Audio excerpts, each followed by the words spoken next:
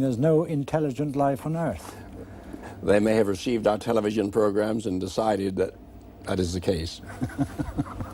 May I attempt a different answer to Stephen's question? Please do, Carl Sagan. The first large-scale commercial broadcasting on the Earth was in the late 1940s. So that's what, 40 years ago. So you must imagine a spherical wave expanding out from the Earth at the velocity of light, which contains all the dreary programs of the late 1940s. Since then, that expanding spherical wave containing the news of a developing civilization on Earth has traveled some 40 light years. Suppose that there are no civilizations closer than 40 light years. Perhaps they're not here because they don't know we are about just yet. But in time, the message gets to them, and perhaps they send a little expedition to look us over. I was delighted when I read that when space probes went out, first of all, you put the figure of a man and a woman on the outside so that any alien life would recognize what we looked like. And then in a latest probe, I think you put in an LP of Earth sounds with instructions in hand signals on how to work the LP. How do you think anybody would have reacted if, in fact, alien intelligence had heard this LP? My guess is that it'd be something like, oh, look, another artifact from some extremely primitive civilization. Which one is this? But then some degree of thanks that we were thoughtful enough to send a message into the far future, which could in no way benefit us, certainly a selfless act. And perhaps it would be recognized as a hopeful and optimistic gesture by an emerging civilization just setting foot into the great galactic wilderness. Yes, Arthur. I know what is going to happen to your voyagers, Carl. They'll be overtaken one day by a terrestrial spaceship and brought back to the Smithsonian. It's certainly technologically possible, but I hope they let it go on its original mission. Now, it's very nearly 20 years ago since man landed on the moon. Do you think that we've basically stopped trying to get man any further? Is there any chance that another Neil Armstrong will set foot on Mars in our lifetime? The United States and the Soviet Union have managed to booby-trap the planet with about 60,000 nuclear weapons, with a little help from Britain, France, China, and Israel.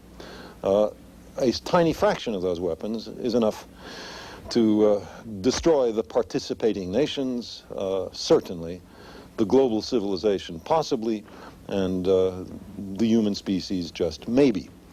It is now time for the United States and the Soviet Union to demonstrate that they can undo this specter, that they can demonstrate their ability to work together on high technology for peaceful, hopeful purposes that carry us into a benign 21st century.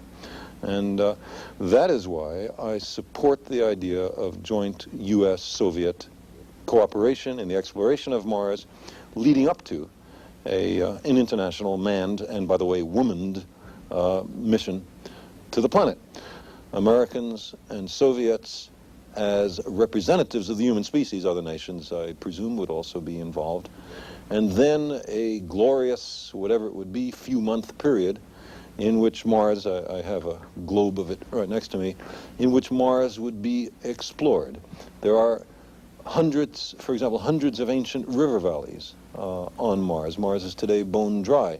It was once much warmer, much wetter, much denser atmosphere, much more Earth-like.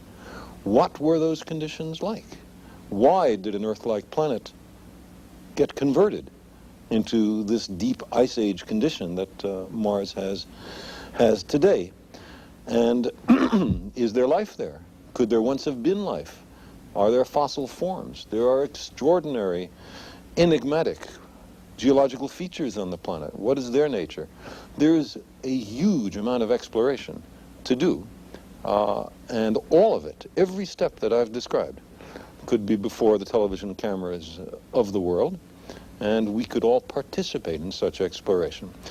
Is there not a danger that the human bits that we take with us will pollute and destroy something enormously precious out there simply because we're so inquisitive about it? Arthur. Well, as to the question, should human beings go to the other planets, I think the answer to that is, well, we could have stayed in Europe and explored America by robots. It might have been, it certainly saved a lot of human lives, but of course we didn't. We went there and lived in this new continent. Now, admittedly, Mars, in fact, none of the planets in the solar system is anything like as benign as the United States or the other parts of this planet. But one day, people are going to call them home. There will be Martians one day, and there'll be our great-grandchildren, and they'll think Earth probably is a horrible place in which to live. Now, as to whether we will pollute these environments, yes, to some extent. Of course, colonization always involves the destruction of what was there first. And I'm quite sure in the next century, in fact, already it started as a conference on the pollution of space planned in the United States in the very near future. This is already a serious problem in near-Earth space. But we have to control it. I mean, you have to cut down forests on this Earth to make new cities, and on the Moon, I'm afraid one day we may have to abolish much of the lunar vacuum, and on Mars we may have to change the atmosphere. But I do hope we will leave bits of the universe in a pristine condition. But are we also going to have to change ourselves on Mars? I mean, are we going to have to evolve differently? Mars will change us. In fact, this is part of the evolutionary progress. By going out into new environments, by occupying new biological niches, that is the way we progress and discover the universe and explore and perhaps fulfill our destiny. Do you think that other planets might have the same kind of system in which there would be a morality, in which there would be people taking moral attitudes, which may not necessarily be the same as ours, of course? Well, all societies must have some moral structure. I mean, otherwise you just can't have a society. I mean, there must be understand rules, the way you behave to our neighbors. And even if the societies consist of machines, they must have a machine language so they can agree to react together. So morality in some way is essential and universal. Now, Professor Hawking, in the very last paragraph of your book, you say that if we discover a complete theory of the universe, then it should in time be understandable in broad principle to everyone and not just to a few scientists. And when that happens, all of us will be able to start discussing the why rather than the how. And I quote, "If we find the answer to that, it would be the ultimate triumph of human reason, for then we would know the mind of God." Do you think that God can intervene in the universe as he wants, or is God too bound by the laws of science? The question of whether God is bound by the laws of science is a bit like the question, can God make a stone that is so heavy that he cannot lift it? I don't think it is very useful to speculate on what God might or might not be able to do. Rather, we should examine what he actually does with the universe we live in. All our observations suggest that it operates according to well-defined laws. These laws may have been ordained by God, but it seems that he does not intervene in the universe to break the laws, at least, not once he had set the universe going. However, until recently, it was thought that the laws would necessarily break down at the beginning of the universe. That would have meant that God would have had complete freedom to choose how the universe began. In the last few years, however, we have realized that the laws of science may hold even at the beginning of time. In that case, God would have had no freedom.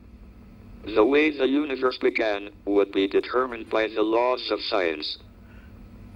Well, thank you very much. And Carl Sagan, in your introduction to the book, you commented on this. You said this is also a book about God, or perhaps about the absence of God, because Hawking left nothing for a creator to do. Now, God, of course, means many things to many people. What sort of God basically are we talking about when we talk about reading the mind of God? Well, I think that's an excellent question, and I'd be most interested to hear Stephen Hawking's answer. But just to try to illuminate the range of possibilities, consider two alternatives. One is the notion popular in the West of God as a sort of outsized, elderly white male with a long white beard sitting in a throne in the sky and tallying the fall of every sparrow. Contrast that with the idea of